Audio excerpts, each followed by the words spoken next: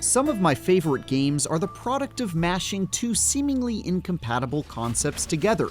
After all, where would we be if someone wasn't crazy enough to combine deck builders with roguelikes, first-person shooters with loot-heavy RPGs, or cars with soccer? Aloft aims to do something similar, mixing the relaxing principles of a cozy game with the generally uncozy mechanics of a survival crafting game amidst a floating archipelago. That odd combination certainly pays off in some ways, like its island-ship hybrid building system that completely rules, and the low-stakes cooperative exploration that makes for a very chill time with friends. But in its current early access state, it's also quite short on things to do, has way more dull and repetitive combat encounters than it should, and suffers from numerous performance issues that really started to grate on me over time.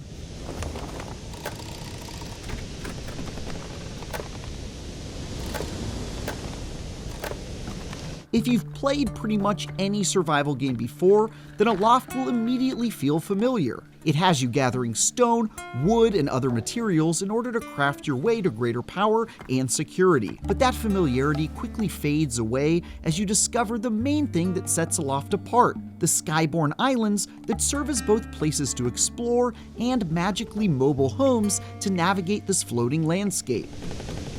You'll use your trusty wingsuit to zip around the world in search of resources to harvest for your crafting efforts, then turn those islands into sky-surfing ships that serve as your base of operations. This unique twist goes a long way toward making the roughly 30 hours worth of adventure that are currently available feel like more than just another survival crafter, even when it falls short in other areas. Slapping a couple of sails, a rudder, and a steering wheel onto any island allows you to move it freely, taking whatever it carries, or whatever you've built on it, along with you. And when you get a bunch of your friends to join you, each of whom can import characters and customized island ships from their own worlds, it makes for an extremely amusing time. Most of the usual cozy life sim activities, like taking care of livestock, gardening, cooking, and decorating, can all be done with friends from the comfort of a flying island, tricked out to your liking. You'll likely get into all sorts of trouble too, like flying into an asteroid field that tears holes in your sails and sends you careening out of control. While the premise is unique and building and piloting islands can be a lot of fun, Aloft is significantly less successful at being a good survival crafting game on its own. There aren't a ton of activities to play around with yet beyond farming, cooking, building, and raising animals, and even these are fairly bare-bones iterations of what other cozy games have done better. There's only a very small handful of animals to domesticate right now.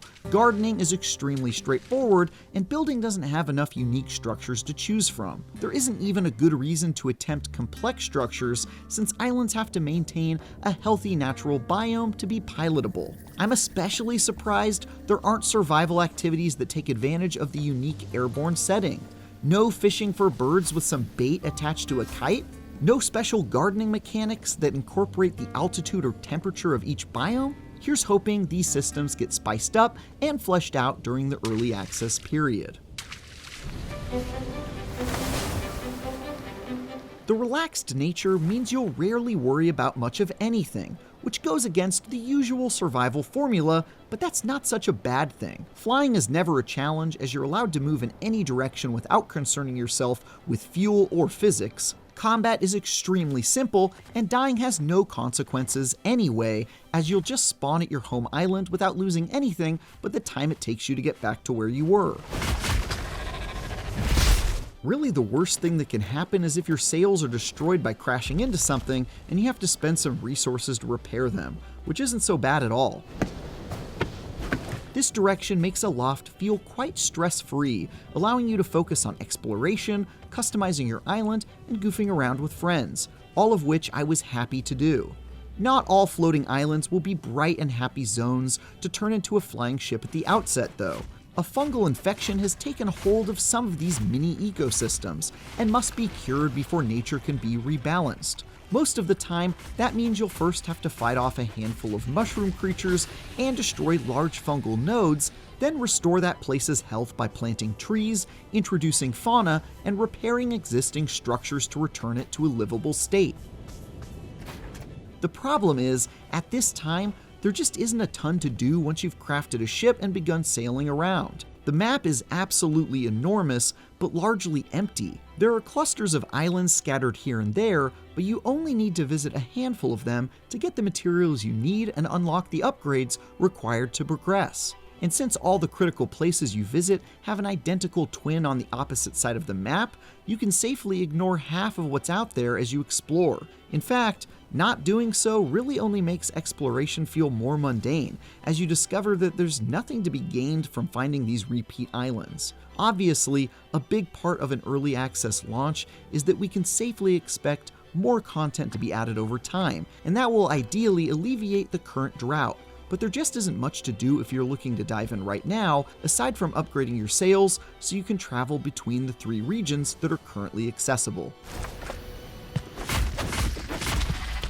Curing infected islands also becomes quite monotonous after a short time thanks to a lack of enemy variety and extremely dull combat. There are only 4 enemy types: stout melee mushrooms, cowardly ranged fungi, flying squid spores that stun and debuff you, and giant fungal flowers that are the source of the infection.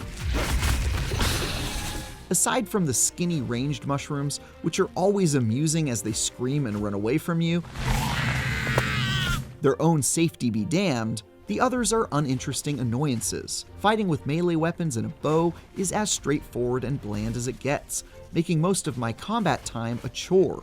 You eventually get to add enchantments to weapons and learn a few tricks, like one that lets you knock your foes into the air to juggle them for a couple of seconds, but the enemies just aren't challenging enough to make that investment worth it at this point. Though this first early access draft runs out of things to do pretty quickly, those who stay long enough to get through the 3 areas will at least be rewarded with Aloft's most interesting encounter as a final gauntlet, the Leviathan. Somewhere out in the world is a giant flying tortoise-like creature whose body resembles a row of floating islands, all of which have been infected. Tracking down and curing this elusive beast serves as a placeholder finale of sorts, with a proper ending planned to be added later. Though it features the same tedious combat and 4 enemy types as every other island, it's definitely one of the coolest activities available. This erratically flying good boy can be quite difficult to track down and will take a seasoned island captain to tame, which does give me some hope for what could still be in store down the line. Perhaps unsurprisingly, Aloft's other major shortcoming is that it performs pretty poorly most of the time. That's not particularly surprising given its unfinished state, but I'd say this is on the more severe side of the spectrum compared to other early access games I've played at launch. The frame rate gets extremely rocky on a fairly regular basis, and crashing is a common occurrence, especially if you aren't the host of a multiplayer world. Beyond that, my playgroup saw instances of items mysteriously disappearing from chests, and sometimes I found myself stuck staring at this.